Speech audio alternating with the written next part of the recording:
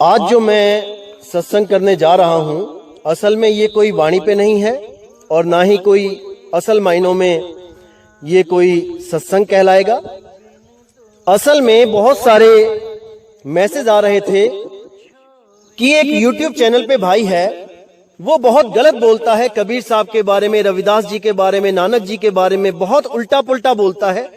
उनको काल का दूत बोलता है, उनको 84 में फंसे हुए जीव बोलता है, उनको बोलता है कि ये लोग हमें उलझाने के लिए आते हैं, ये हमें काल के लोकों में ले जाते हैं, काल के हवाले कर देते हैं, ये हमारे दुश्मन हैं। ऐसा बोलता है तो मुझे बड़ा अजीब लग रहा था, तो मैं नहीं चाहता था कि मैं इसके लिए कोई वीडियो बनाऊं, लेकिन मेरे भाइयों ने इतनी ज्यादा अरदास कर दी कि मुझे इसके खिलाफ एक वीडियो बनानी ही पड़ी। मैं उन लोगों से प्रार्थना करता हूं कि जो लोग किसी के खिलाफ कुछ सुनना पसंद नहीं करना चाहते हैं वो इस वीडियो को ना सुने, क्योंकि बाद में ये ना बोले कि आपने हमारा 1 घंटा बर्बाद कर दिया, आपने सत्संग नहीं किया, आप किसी के खिलाफ ही बोलते रहे। दोस्तों, ये बोलना मेरी मजबूरी बन गई है। मैं कोई उसका दुश्मन नहीं हूं, ना ही वो मेरा दुश्मन है, लेकिन समाज को अगर कोई भ्रमित करता है तो ये विवेकी बुद्धिजीवियों का फर्ज बनता है कि समाज को सही मार्गदर्शन करें। इसलिए इस वीडियो को बनाना बहुत जरूरी हो गया था।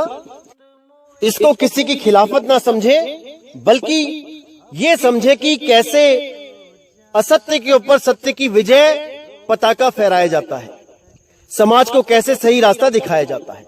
धन्यवाद। नमस्कार मेरे प्यारे भाइयों, मेरे परमात्मा के प्यारे जीव हंसों, मैं बंदी छोड़ से यही दुआ करूंगा कि आप सब मेरे भाइयों का विवेक पहले से ज्यादा और ज्यादा से ज्यादा बढ़ता ही जाए और ऐसी कोई चीज ना रहे जो आपके समझ में ना आए, ताकि ये जितने भी अधूरे गुरु, ये काल के दूत जो बैठे हैं, ये आपका अनमोल जीवन बर्बाद ना कर पाएं। इनकी हर एक चाल को आप समझ सको कि ये कहां पे आपके साथ खिलवाड़ कर रहे हैं, कहां पे आपको ये धोखा देने की कोशिश कर रहे हैं।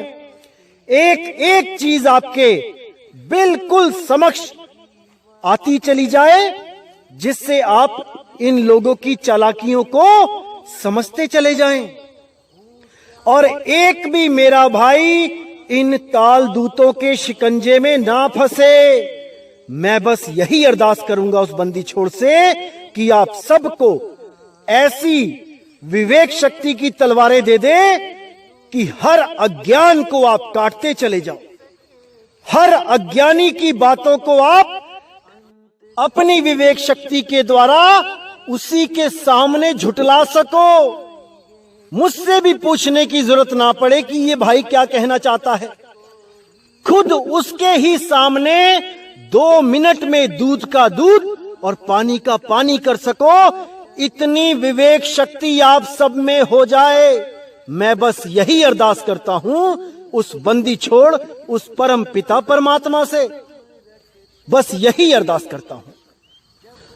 और वैसे तो मुझे इतना यकीन हो ही गया है अब कि आप लोग इतना तो जाग ही चुके हैं कि ये छोटे मोटे काल के दूत तो आपके सामने टिक भी नहीं सकते, क्योंकि जो चीजें आपने समझ ली हैं, ये चीजें बड़े बड़े ऋषि मुनि, पीर, पैगंबर, औलिया, त्रिदेव भी नहीं समझ पाए।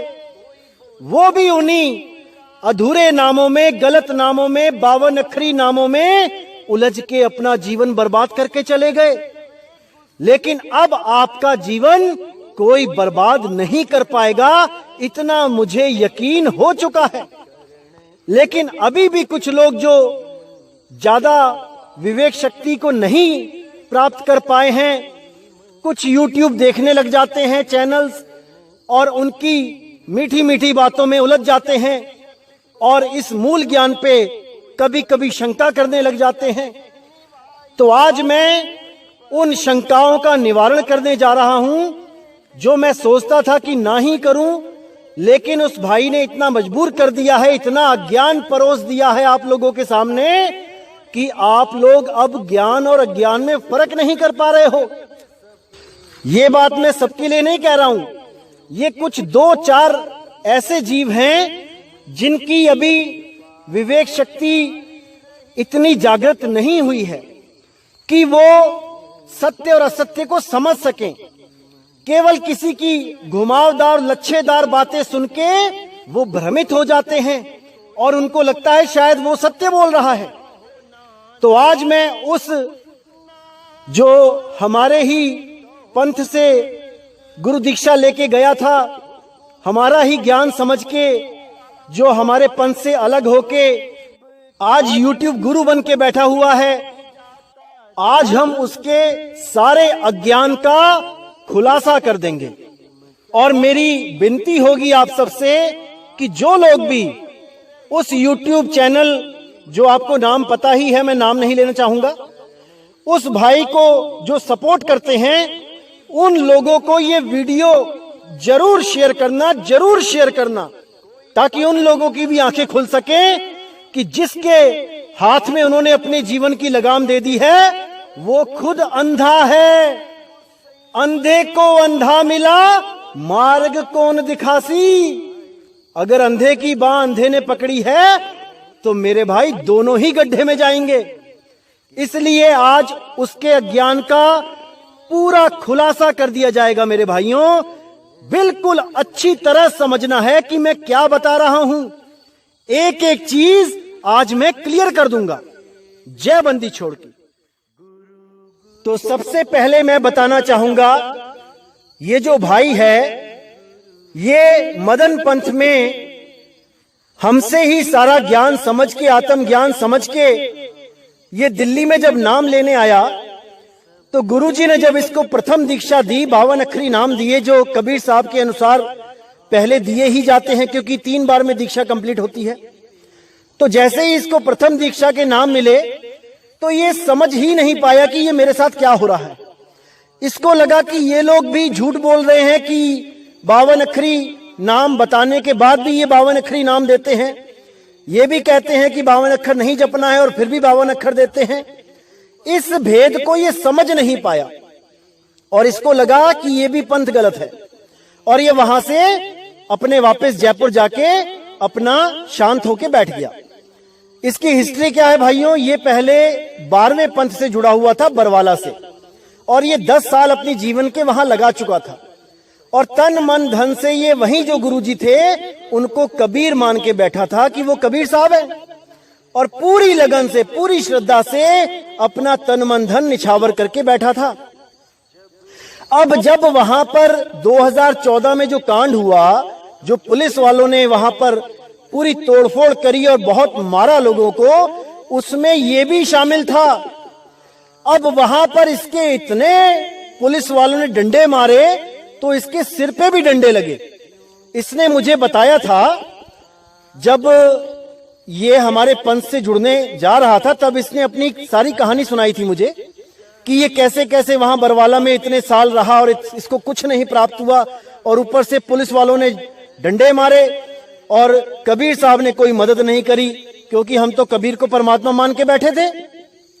तो जो इसके मन में जो गुस्सा पैदा हो गया कबीर साहब के प्रति कि इतनी भक्ति करी, इतना विश्वास किया, लेकिन कबीर साहब ने उनकी मदद नहीं करी, इसलिए इसको कबीर साहब से द्वेष हो गया। अब लेकिन जब मैंने इसको आत्मज्ञान समझाया तो मैंने कबीर साहब को भी शब्द गुरु के रूप में दर्शाया, किसी देह रूप के नहीं। मैंने इसको साफ बोल दिया था कि कबीर साहब देह नहीं है भाई, वो तो आत्मा है। वो चीज इसके दिमाग में पड़ गई कि आत्मा अजन्मा है, अविनाशी है। इसको मैंने सारा समझाया, 5-6 महीने लग गए थे समझाने में इसको, इतनी मोटी बुद्धि था ये, और मुझे लगा कि ये समझ जाएगा, और ये समझ भी गया। तब जब ये गुरुजी के पास नाम लेने गया और इसको 52 अक्षरी नाम शुरू में दिए गए, जैसे सबको दिए जाते हैं, मुझे भी दिए गए थे, तो इसने वहां से ही यू टर्न ले लिया। इसने ये सोचा कि ये भी यही नाम सारी उम्र जपने के लिए दे दिए, इस मूर्ख को यही नहीं समझ में आया कि 52 अक्षरों का जो खिलाफत कर रहे हैं वो 52 अक्षर क्यों देंगे जपने के लिए सारी उम्र के लिए। ये तो कुछ समय के लिए दिए जाते हैं, जैसे कि हम कबीर साहब के बनाए रूल नहीं तोड़ सकते, इसलिए उनके रूल को हम फॉलो करते हैं। तो इस भाई के ये समझ में नहीं आया और इसने क्या किया, इसने ओशो को सुनना शुरू कर दिया। अब ओशो को जो बंदा शुरू शुरू में सुनता है वो बिल्कुल ही नई दुनिया में पहुंच जाता है, क्योंकि ओशो की फिलॉसफी इतनी हाई लेवल की है कि आम बंदा तो उसको समझ ही नहीं सकता।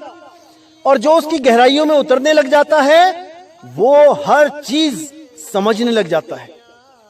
लेकिन इसके पास कबीर साहब का मूल ज्ञान आ गया था, जो मैंने इसको समझाया था अच्छी तरह कि आत्मा के अलावा सब झूठ है। इसने उस मूल ज्ञान के द्वारा ओशो के ज्ञान को भी काट दिया। जैसे ओशो पेड़ पे बैठे हुए थे, एक बार बताया जाता है, और वो गिर पड़े और उन्होंने अपने शरीर को देखा। अब इसने वो फिलॉसफी उठा के क्या कह दिया कि सूक्ष्म शरीरों में ओशो आ गए और अपने स्थूल को देखने लगे। दोनों में मुक्ति नहीं है, चूक गए ओशो। एक वीडियो बनाई है इस भाई ने, चूक गए ओशो। अब ये केवल और केवल मूल ज्ञान जो इसने हमारे द्वारा सुना गया था उसकी वजह से ये समझ पाया कि वो चूक गए, नहीं तो ये भी उसी लाइन में लगा हुआ था। 10 सालों से लगा हुआ था कि सतलोक जाऊंगा, सतलोक जाऊंगा, सोने की ईंटें होंगी, सोने की सड़कें होंगी, दूध की नदियां होंगी। ये भी फ्री का माल खाने के चक्कर में उस आश्रम में बैठा हुआ था कि यहां तो मेहनत करनी पड़ती है, सतलोक में फ्री मिलेगा सब। अरे ऐसे लोगों को तो सपने में भी आत्मा कभी दर्शन नहीं देती, कभी कृपा नहीं करती। यह कौन सी गलतफहमी में जी रहा है कि इसको आत्म कृपा हो गई। आज इसकी आत्म कृपा की सारी असलियत बताई जाएगी मेरे भाइयों, अच्छी तरह समझते जाना, एक एक चीज खोल के रख दूंगा, क्योंकि आप लोग नहीं जानते काल के दूतों की शातिर चालों को, लेकिन मुझे 20 साल हो गए हैं अध्यात्म में। इन लोगों की एक एक चीज से वाकिफ हूं मैं, एक एक नस जानता हूं मैं इन लोग की कि ये कहां पे लोगों को भरमा सकते हैं। आप बिल्कुल चिंता ना करें, आज इसका एक एक पर्दा खोला जाएगा। सबसे पहले तो मैं आपको यह बता दूं कि आप इस भाई की अगर वीडियोस देखना शुरू करोगे, जो लोग देख रहे हैं उन लोग के लिए आसानी होगी मेरी बात को समझना, जो ऑलरेडी देख ही रहे हैं। आप इसकी वीडियो देखना शुरू करो, शुरू से लेके लास्ट तक। इसने जो हमारा स्वरूप है, यानी जो हमारा असलियत है, जो हमारा ट्रुथ है कि मैं कौन हूं, उसके बारे में इसने हर वीडियो में अलग अलग बोला। सबसे पहले इसने कहा कि आप मन हो, आप देख लो चेक करके। इसने बोला कि आप मन हो क्योंकि आप सुख और दुख को महसूस कर रहे हो, आप आत्मा नहीं हो। आत्मा सुख और दुख महसूस नहीं कर सकती, मन सुख और दुख महसूस कर सकता है, मन ही आप हो। उसके कुछ दिनों के बाद इसने फिर एक वीडियो अपलोड करी और इसने क्या बोला कि आप तन हो, तन, आप ये तत्व हो, ये तत्व गिरा दो, आप मुक्त हो जाओगे। तो इसने अपने जो हमारा निज स्वरूप है उसको इसने तन बोला। तो जब हमारे सत्संग शुरू हुए और हमने सुरती की बात करी, चेतना की बात करी, तो इसने उठा के अगली वीडियो बना दी और उसमें क्या बोला कि हमारा स्वरूप क्या है, परम चेतन है। हम ना तन है ना मन है, हम परम चेतन हैं। और कुछ दिनों के बाद जब मैंने आत्मज्ञान पूरा खोल दिया, तब इस भाई ने क्या बोला कि अरे हम तुम आत्मा ही तो हैं, हम सब आत्मा ही तो हैं। मतलब कि जिसको गधे में, खच्चर में, देसी घोड़े में और अरबी घोड़े में फर्क ही ना पता हो, वो हमारा दलाल बना हुआ है। हमारी सारी जीवन की कमाई उस घोड़े पे, उस खच्चर पे, उस गधे पे, किसी पे भी लगा देगा ये तो। जब इसको स्वरूप पता ही नहीं है अरबी घोड़े का कि वो कैसा होता है, तो इसके लिए तो गधा, घोड़ा, खच्चर सब एक ही है। ये हमारी सारी पूंजी उठा के गधे पे लगा देगा और जब हम हार जाएंगे तो कहेगा कोई बात नहीं, दोबारा पैसे कमा लेना। और क्या बोलेगा? क्योंकि मेरे भाई एक बार आपका जीवन बर्बाद हो गया तो आप इसको पकड़ नहीं पाओगे। आपको किस गड्ढे में ले जाके ये फेंकेगा, आप उसके बाद कुछ नहीं कर पाओगे। अभी इसको पकड़ो, अभी इससे पूछो सारी बातें, तब आपको समझ में आएगा ये कितना बड़ा ज्ञानी बना हुआ है।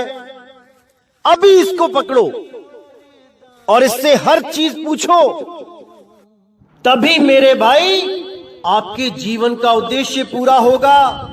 नहीं तो ऐसे 1000 गुरु बैठे हैं, 1000। YouTube ऑन करो, केवल एक बार लिखो सार शब्द और देखो कैसे कैसे, क्या बोलूं मैं उन लोगों को, भरमाने वाले लोग जाल बिछा के बैठे हैं। आप फंसने को तैयार तो रहो एक बार।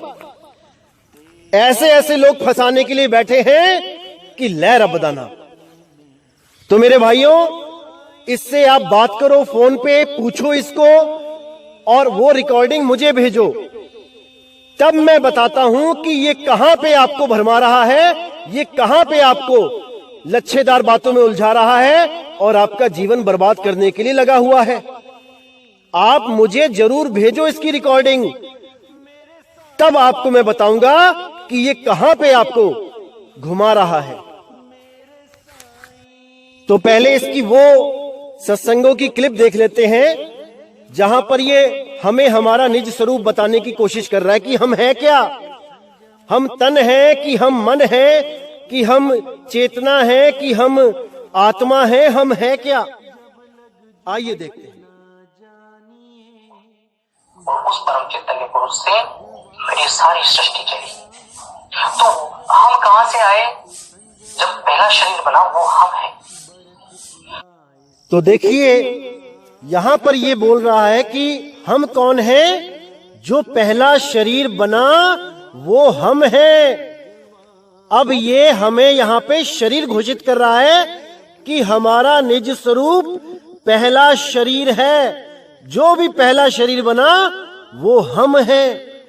अब आगे देखिए कि इसके अज्ञान का लेवल कैसे बढ़ता है। आखिर वो कौन सा तरीका है जिससे हम आत्म तत्व को साध सकते हैं और पूर्ण मुक्त हो सकते हैं? जैसा कि मैंने पिछले वीडियो में बताया कि पूर्ण मुक्ति का केवल एक ही तरीका है और वो ये तरीका है कि मन को पूर्णतः मार दिया जाए। इसके सिवाय कोई तरीका ही नहीं है जिससे आप पूर्ण मुक्ति को प्राप्त हो सकते हो। क्योंकि आप कौन हो? आप आत्मा नहीं, आप मन हो। जो अभी आप जो भी महसूस कर रहे हो वो मन महसूस कर रहा है, आत्मा नहीं। इसलिए ये सुख दुख, ये पश्चाताप, ये पीड़ा, ये हर्ष, ये शोक, ये जो भी महसूस हो रहा है वो मन के द्वारा हो रहा है। अब देखिए ये यहां पे कह रहा है कि आप मन हो, आत्मा नहीं हो, आप मन हो।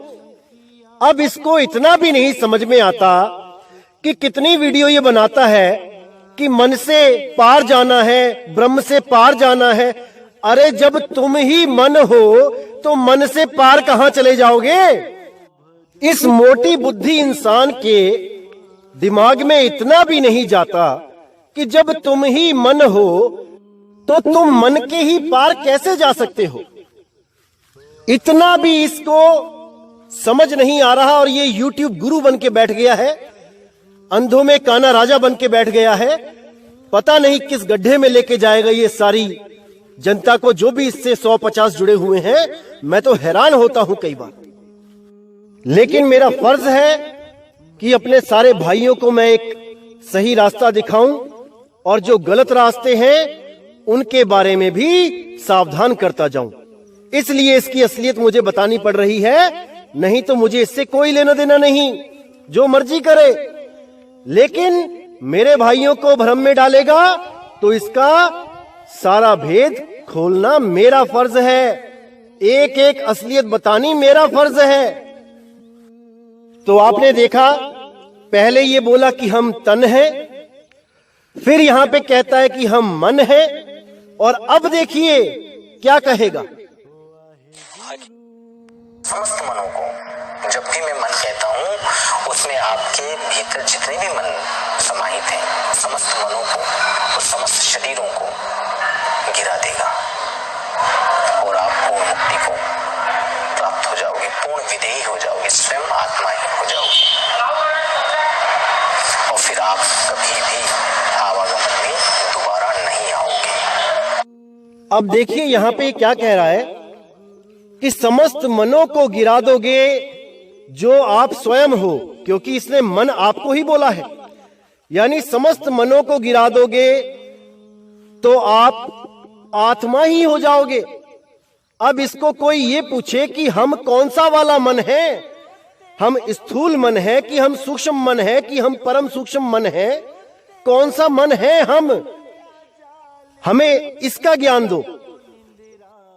क्योंकि अगर ये बोलता है कि हम ही सूक्ष्म से सूक्ष्म मनों में भ्रमण करते हैं, यानी यहां पे स्थूल मन छोड़ के सूक्ष्म मन में चले जाते हैं, स्थूल छोड़ के सूक्ष्म में गए, सूक्ष्म छोड़ के और ज्यादा सूक्ष्म में चले गए, तो इसका मतलब कि हम मन से अलग हैं, तभी तो हम जा रहे हैं। जैसे मैं एक कार छोड़ के दूसरी कार में बैठ जाता हूं, उसको छोड़ के अगली कार में बैठ जाता हूं, उसको छोड़ के अगली कार में बैठ जाता हूं, तो मैं कार तो नहीं हो सकता ना भाई, मैं तो कारों में बैठने वाला हूं। तो हम जब समस्त मनों की बात कर रहे हैं इसमें, तो समस्त मनों में मैं कौन सा वाला मन हूं? क्या मैं स्थूल मन भी हूं? क्या मैं सूक्ष्म मन भी हूं? क्या मैं परम सूक्ष्म मन भी हूं?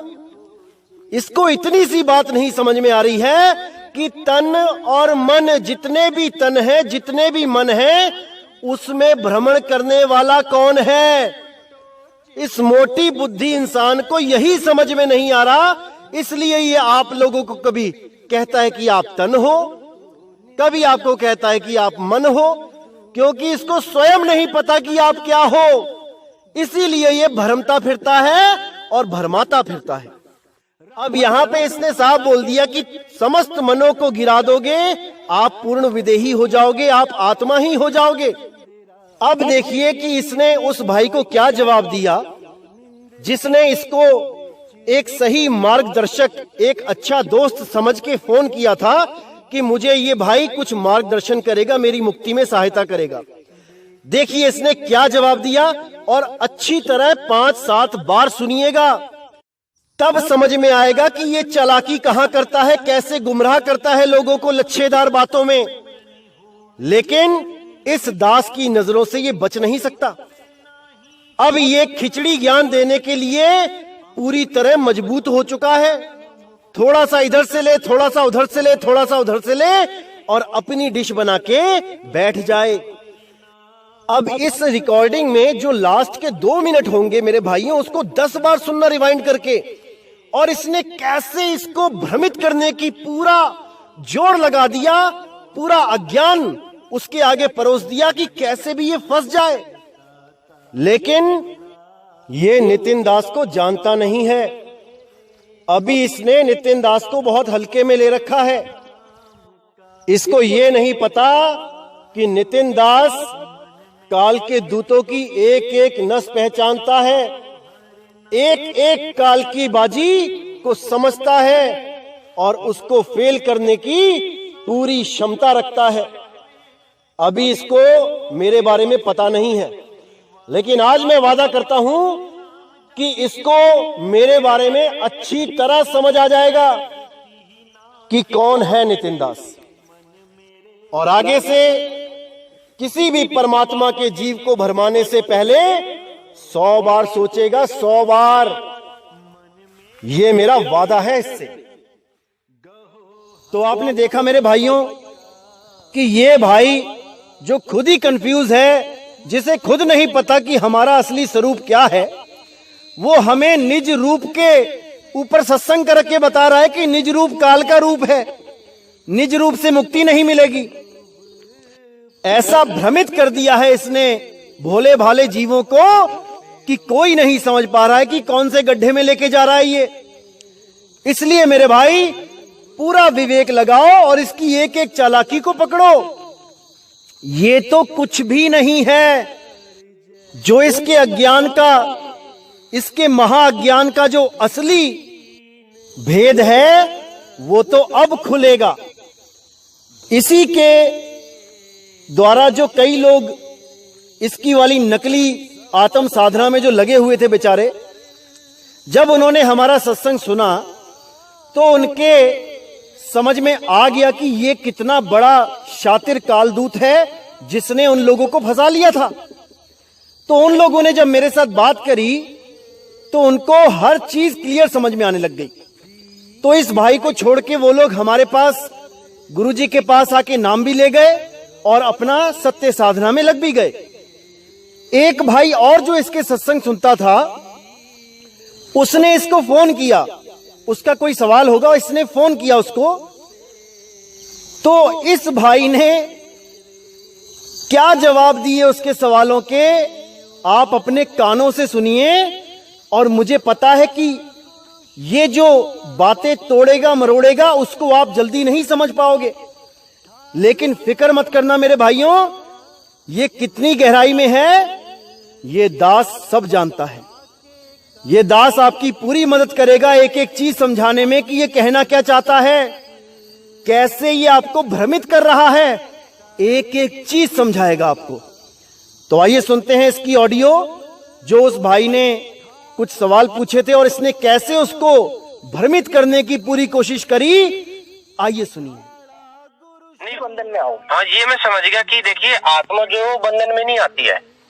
बिल्कुल ठीक है। तो हम आप बंधन में इस समय कौन है ये बताइए। बंधन में वही तो परम चैतन्य है। बंधन चेतना ही तो बंधन में है। चेतना कौन है? आत्मा से अलग है? बिल्कुल अलग है। कौन मतलब चेतना कौन? मन है, सूक्ष्म शरीर है, कौन है? अरे सूक्ष्म शरीर हो या अपना परम सूक्ष्म शरीर को परम चैतन्य कहा गया। अच्छा। तो जहाँ भी शरीर है वही तो मन है।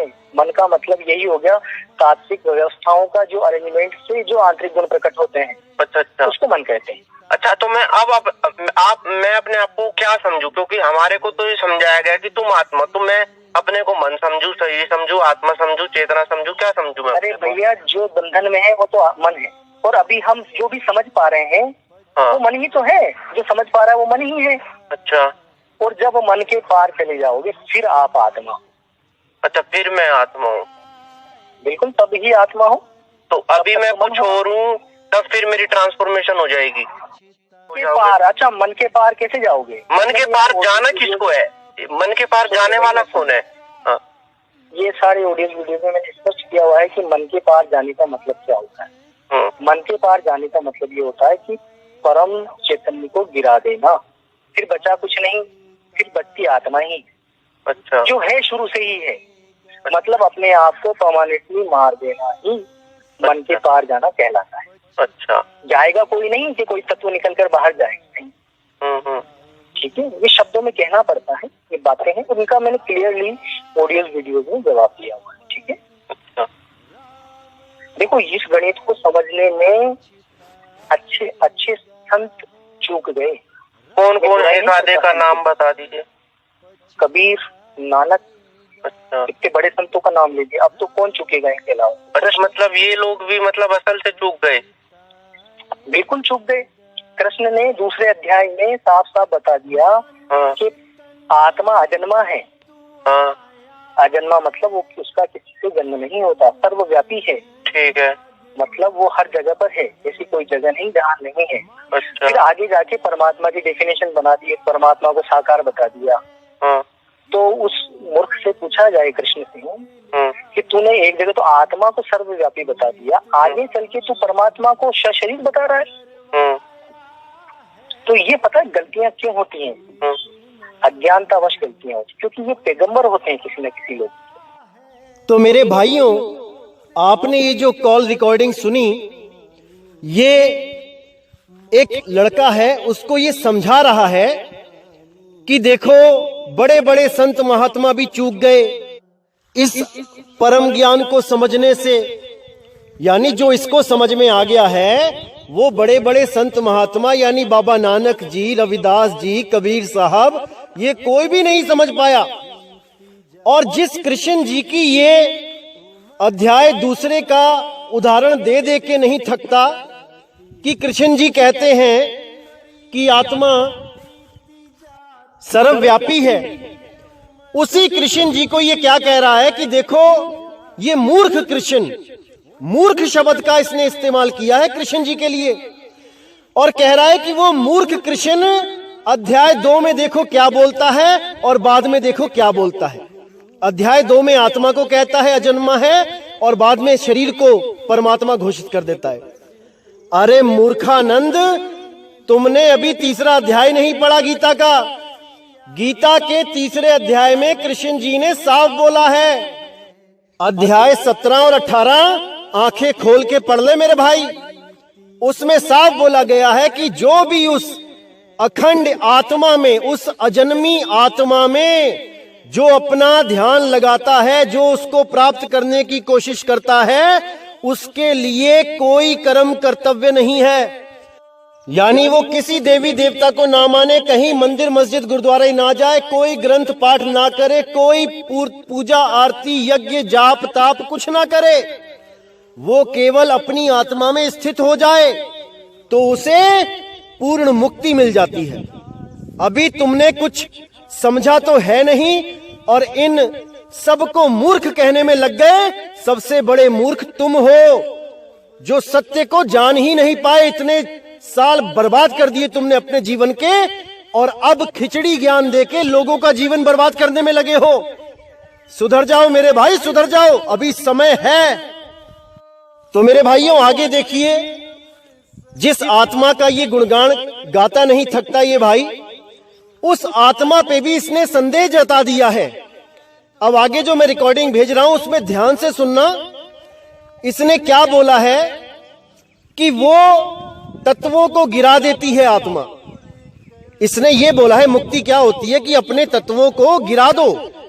निशब्द के द्वारा, निशब्द की शक्ति से अपने सब तत्वों को गिरा दो, यही मुक्ति है। यानी खुद को मार डालो, यही मुक्ति है।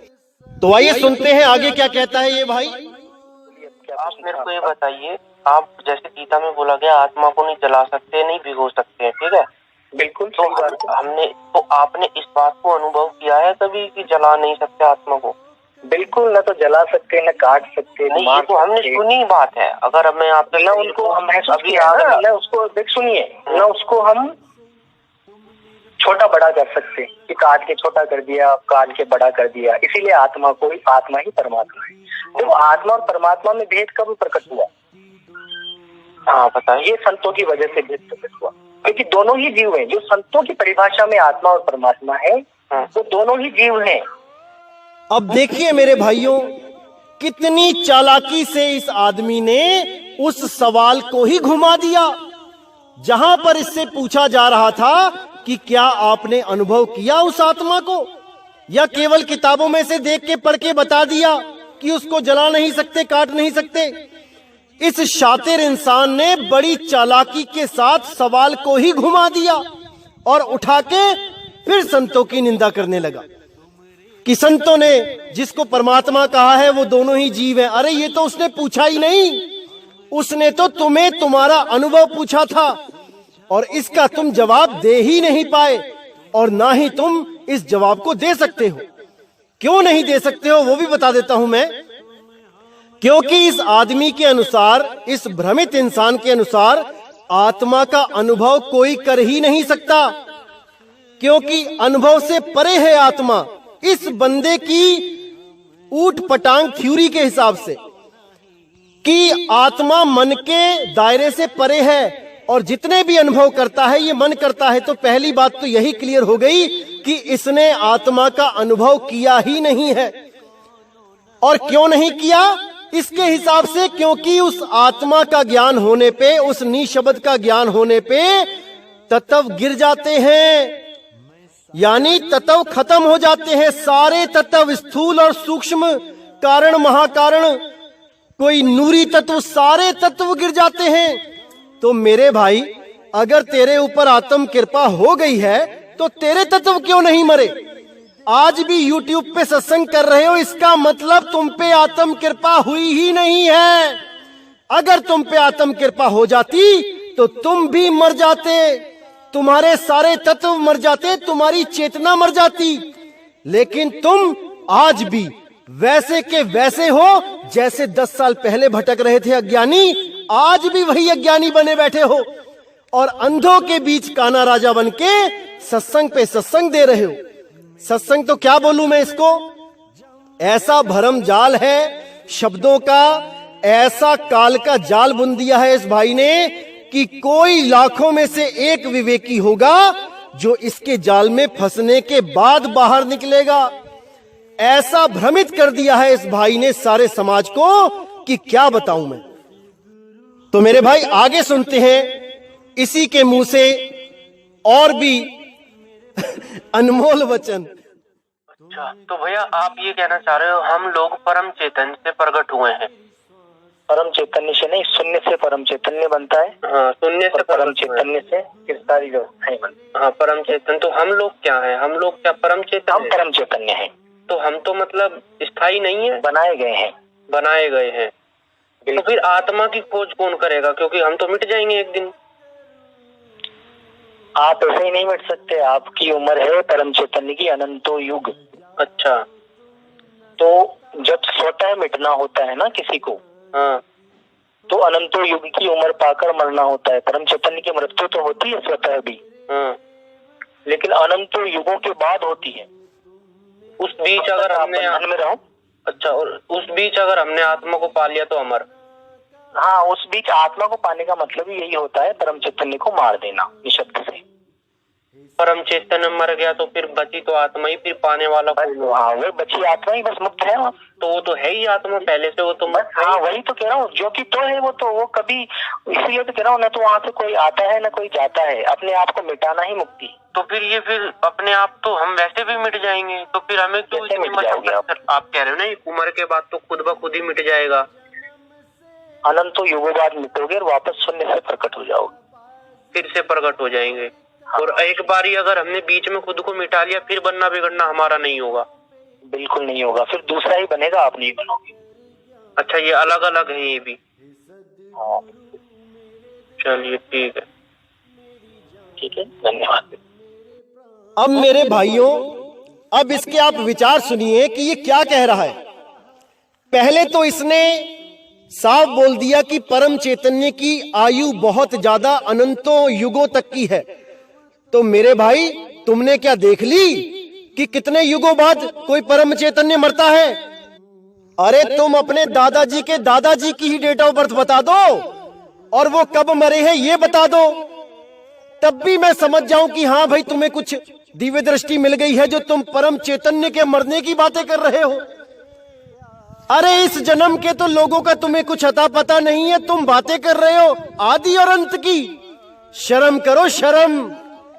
तो भाइयों, इसने क्या बोला कि अगर आप स्वयं मरना चाहते हो तो आपको अनंतों युग लग जाएंगे मरने में, क्योंकि आप परम चैतन्य हो।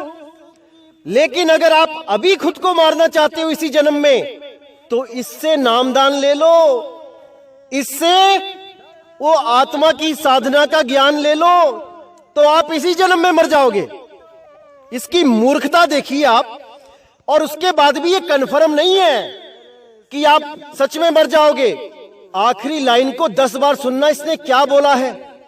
जब भाई ने इससे सवाल किया कि क्या मैं निशब्द यानी कि आत्म ज्ञान लेके इसी जन्म में मर जाऊंगा तो कहानी खत्म हो जाएगी, मतलब आना जाना मिट जाएगा, तो ये क्या बोला भाई कि हाँ मिट जाएगा, और अगर दोबारा बना भी तो तुम नहीं बनोगे, कोई और बनेगा।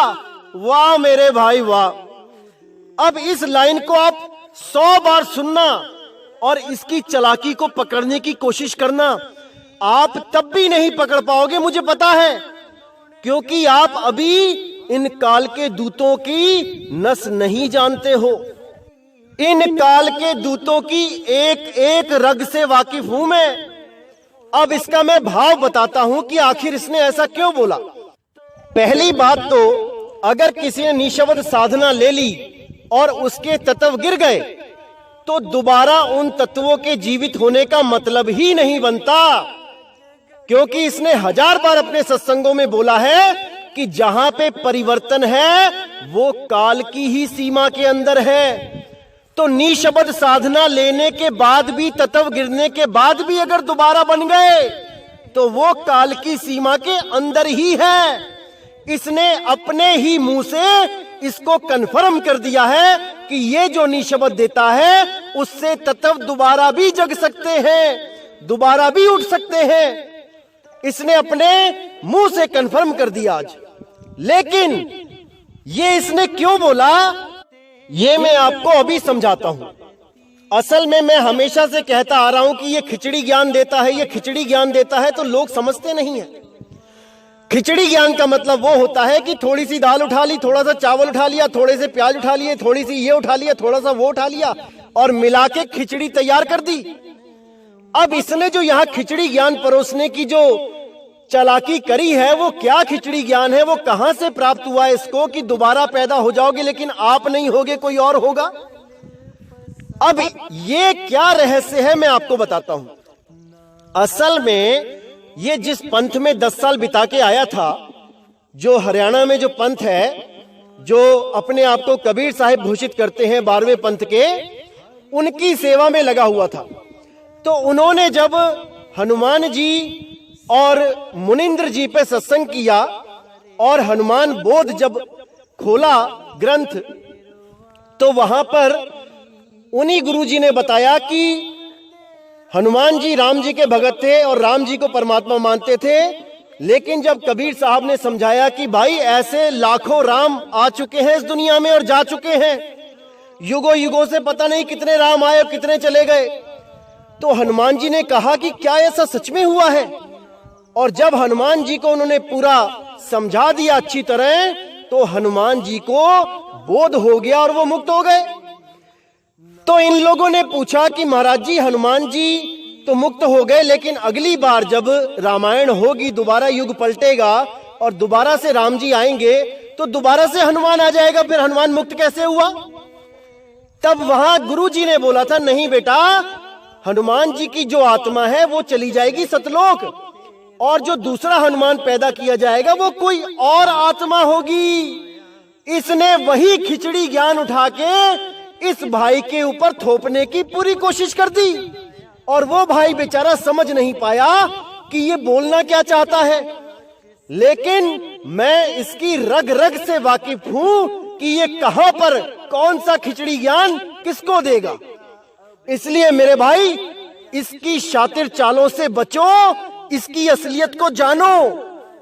ये समाज के लिए बहुत बड़ा अभिशाप बन जाएगा अगर इसको सही समय पे नहीं पहचाना गया। तो इस दास का फर्ज था कि आपको सच्चाई से रूबरू करवाए, असलियत से वाकिफ करवाए। आगे आप लोग की मर्जी है, आपने जो जिसको भी चुनना है आप बड़े आराम से चुनिए। मेरा फर्ज मैंने निभा दिया। बैंक वालों ने एटीएम की मशीनों पे दोनों फोटो लगा रखी हैं, एक असली नोट की, एक नकली नोट की, दोनों की पहचान बता रखी है। अब आप देखिए कि आपने किसको चुनना है। अगर आप इसको भी फॉलो करते हो तो मुझे कोई दिक्कत नहीं है। जितना जिसका विवेक होगा, जितनी जिसकी आत्मिक शक्ति होगी, आत्मिक विवेक होगा, वो उतना ही प्राप्त करेगा, इसमें कोई दो राय नहीं है। क्योंकि कबीर साहब ने भी वाणी में बोला है, जाके जीव जैसी बुद्धि होई, कहे कबीर जानेगा सोई। कि जिस जीव को जितनी बुद्धि मालिक ने दी है वो उतनी ही बात करेगा, उसमें उसका कसूर नहीं है। लेकिन हमारे देश में एक सफाई अभियान चल रहा है, स्वच्छता अभियान चल रहा है। उसके तहत सबसे पहला नियम यह होता है कि जो गंदगी फैलाएगा वही उसको समेटेगा। इसीलिए ये जो गंदगी गलती से मेरे द्वारा ही फैल गई है, जो मैंने इसको ऐसा अनमोल ज्ञान बता दिया बिना परखे, बिना इसको जांचे, जो मैंने ये अनमोल ज्ञान दिया और इसने इस ज्ञान को गलत तरह से पेश करके गंदगी फैला दी, तो भाई मेरा ही फर्ज बनता है कि जो गंदगी मैंने फैलाई है इस YouTube चैनल वाले भाई के रूप में, उस गंदगी को भी मैं ही साफ करूं। तो मैं अपना फर्ज निभा रहा हूं। आगे आपकी मर्जी है, क्या करना है क्या नहीं करना है ये आप देखिए। लेकिन मैं फिर यही कहूंगा कि आपका जन्म अनमोल है मेरे भाई। ऐसे काल के दूतों से बच के रहना है, क्योंकि अब समय आ चुका है जब बंदी छोड़ के मूल ज्ञान का प्रचार प्रसार पूरे विश्व में फैलेगा। ऐसे काल के दूत छोटे मोटे तो हजारों लाखों आएंगे अभी, लेकिन आपने भ्रमित नहीं होना है। आपने उस सच्चे आत्म ज्ञान को प्राप्त करना है जो मन माया 3 गुण 5 तत्व 25 प्रकृतियों से न्यारा है, उससे परे है। उस शब्द को प्राप्त करना है भाई, उसको प्राप्त करना है। और ये जो आजकल वीडियो बना रहा है, लोक अलोक शब्द है भाई, उसकी पूरी गलत व्याख्या कर रहा है और सत्य से इसका दूर दूर तक लेना देना नहीं है। तो मेरे भाई, हर चीज आपको क्लियर की जाएगी, लेकिन आपने विवेक की तलवारों को तिखा करके रखना है। किसी भी अज्ञान को आते ही सामने उसको जड़ से काट दो, तभी बात बनेगी मेरे भाई। नहीं तो ऐसे लोग आते रहेंगे और आपको 84 में झोंकते रहेंगे। तो इसी के साथ दोस्तों मैं आपसे विदा लेता हूं और हमेशा मैं बंदी छोड़ से यही अरदास करूंगा कि ऐसे काल के दूतों से आपको सदा बचा के रखे, आपको हमेशा सेफ रखे। मैं यही अरदास करूंगा। तो हम मुझे विदा करें। जय गुरु बंदी छोड़ वैराग साहिब, जय गुरु बंदी छोड़ साधु शरण साहिब, जय गुरु बंदी छोड़ बाबा मदन साहिब, बाबा नानक साहिब, बाबा गुरु अंगद देव साहिब।